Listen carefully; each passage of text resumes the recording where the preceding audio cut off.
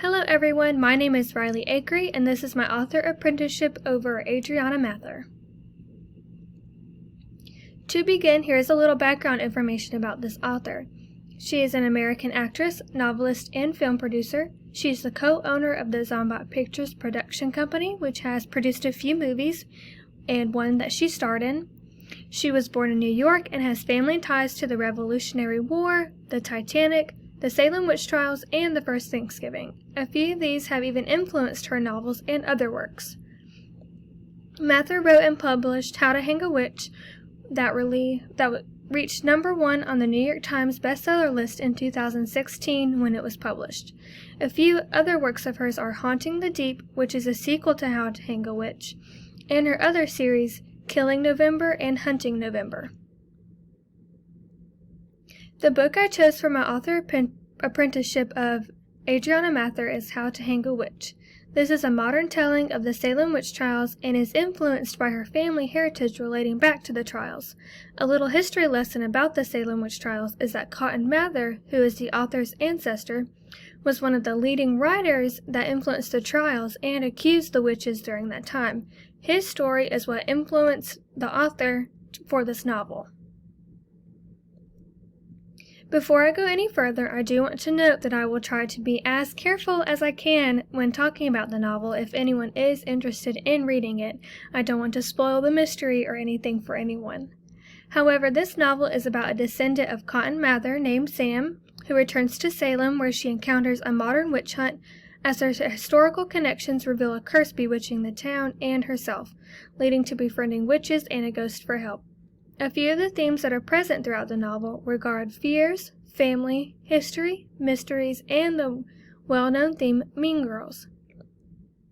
Sam fears being left behind as she has lost many around her, which leads to the theme of family as she will do anything possible to save the one she loves, specifically her father. A theme of history is present as there are facts and aspects throughout the novel that are true in terms of the Salem Witch Trials. There is a theme of mystery behind who is causing the curse and all the bad things happening around Sam, and the theme of Mean Girls as a group of descendants from the original accused witches outcast Sam because of her heritage. There are multiple literary techniques used throughout Mather's novel. She includes many forms of conflict. One is Sam versus herself, as she has issues trusting others and herself that she works to overcome. Another is Sam versus society, where everyone in town believes she is the cause of the curse, which leads to many issues between herself and her community. There is also Sam versus the supernatural, as she faces another witch and the curse. The novel also has an unchanging first-person point of view, as the story is from Sam's point of view throughout it all. We see how she feels about everything happening and what is going around her head during it all. For example, she states, "I don't know where I'm going, but I'm sick of feeling like someone's going to attack me all the time. I need some space." The setting is placed in Salem, Massachusetts, with beautiful and descriptive scenery of the town. For example, Mather states that a ginormous mansion with big glass windows and a roof dotted with cupolas, the greens are beautifully laid out and an opposing fence surrounds the property. Mather also uses intriguing and fun dialogue throughout her novel. For example, Sam states, "If I have to convince a group of people who hate me to help solve a curse that could be killing our families, I can't even say this without thinking I sound 100% crazy." Another literary technique used is the basic story plot structure. Like the lessons in class and throughout writing her short stories, there is a clear beginning, middle, and end in Mather's novel, or a clear exposition, rising action, climax, falling action, and resolution. This structure is followed by Sam as she first moves to Salem, notices people dying and getting hurt all around town. The climax is figuring out the curse and defeating the witch, which results in saving Salem and her father coming home.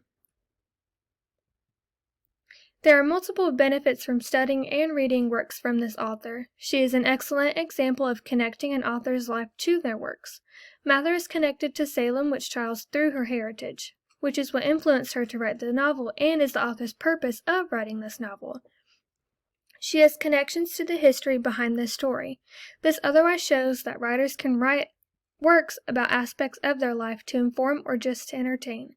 Mather's novel is also a great example of the paranormal fiction genre, otherwise known as speculative fiction. This genre contains elements that do not exist in reality, however, it has limitless possibilities.